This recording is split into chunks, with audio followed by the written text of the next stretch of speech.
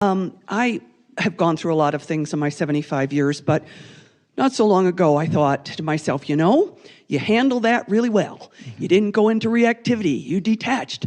I was, patting myself left, right, and center.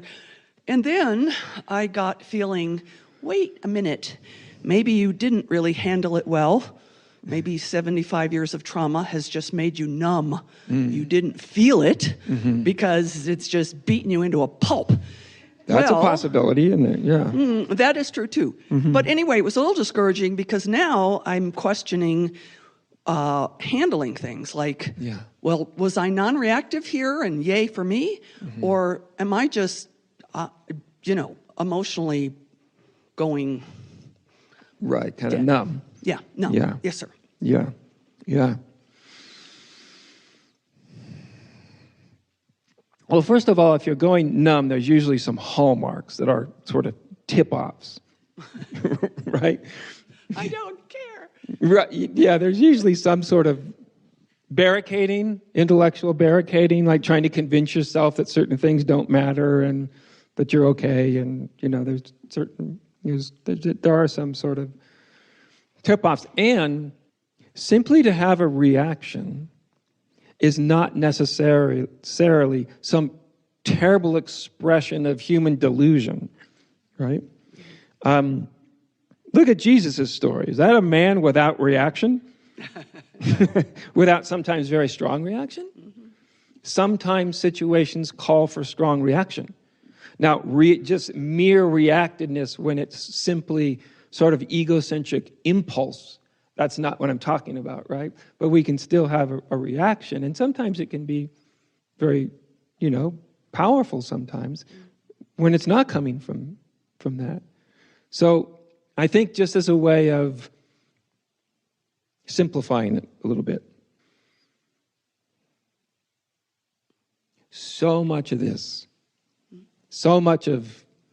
these sort of human, especially relational, whether it's relation with people, places, things, whatever, so much of it depends on where we are here in our heart. You ever notice that? Like when you wake up on the right side of the universe, you never know those days, and you kind of feel in your heart and things look better and people look a little nicer and you're a little bit more likely to take time with someone who needs it, or you might give the person on the street corner who's begging some money because who knows why, you just woke up feeling a little bit better than you did the day before. Open-heartedness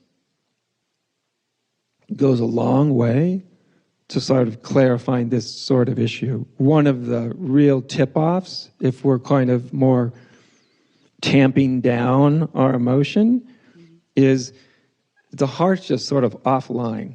We don't really feel much, right? We literally feel numb. One of the ways we know that even if we're not sort of reacting from an ego place, like you could say, you can go, wow, I didn't go off the handle there, and that felt pretty good.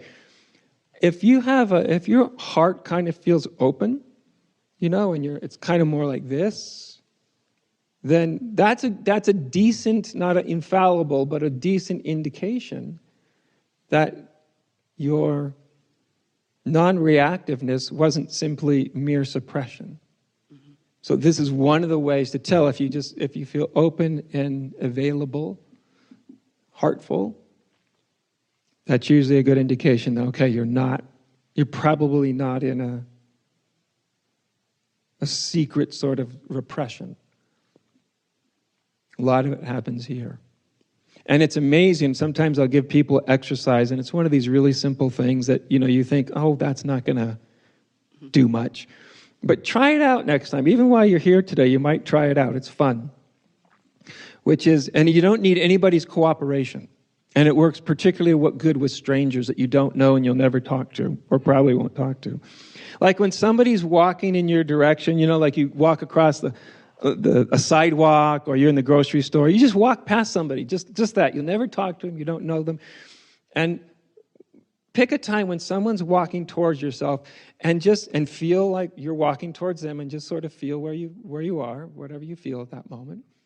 And then just sort of have this imagination, almost as if you reached up right here and energetically opened your heart. Really open. Like, you don't have to do this with your hands, because that'll tip the person off that... But just like, do this. And most people are utterly kind of amazed by just that simple internal intention. And then you walk past the person, and at the moment you're coming up to them, and right the moment you walk past, it will feel different than all the other times you walk past. And all you did was walk past. Then you imagine, what if I encountered that person? And energetically, I just sort of opened myself.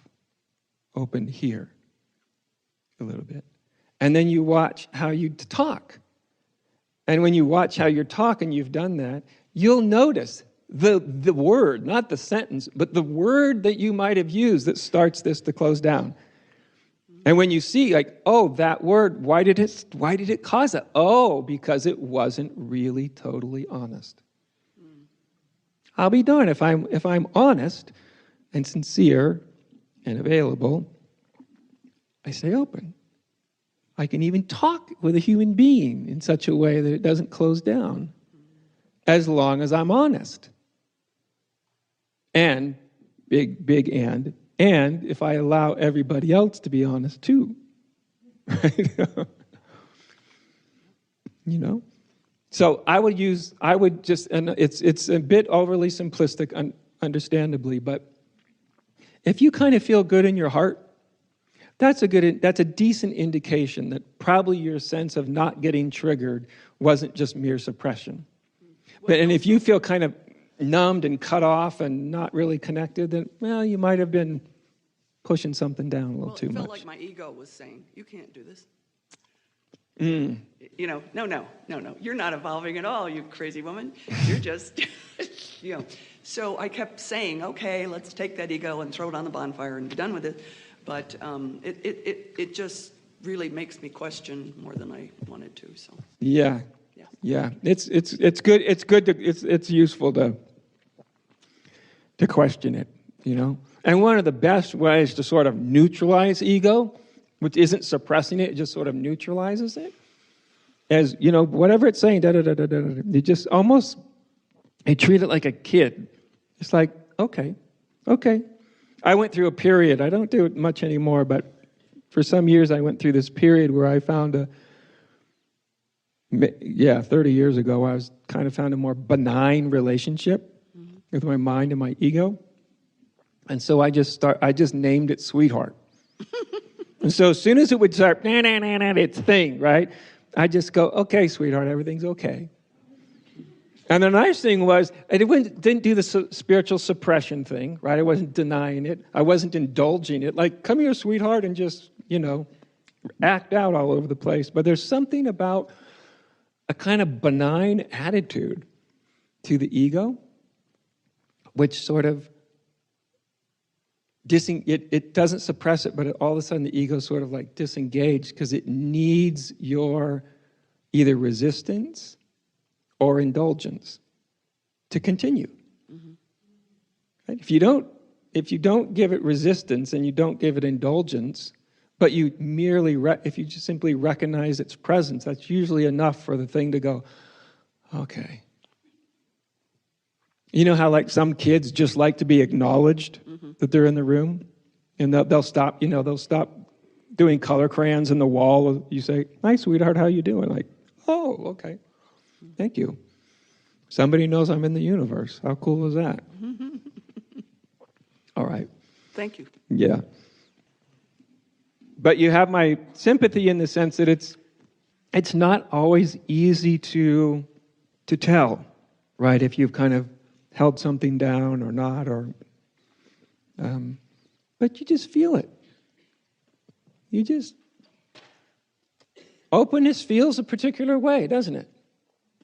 It is a feeling tone. You can kind of feel it, and shut down has a particular feeling tone. It's actually not as complicated as we can make it. Okay.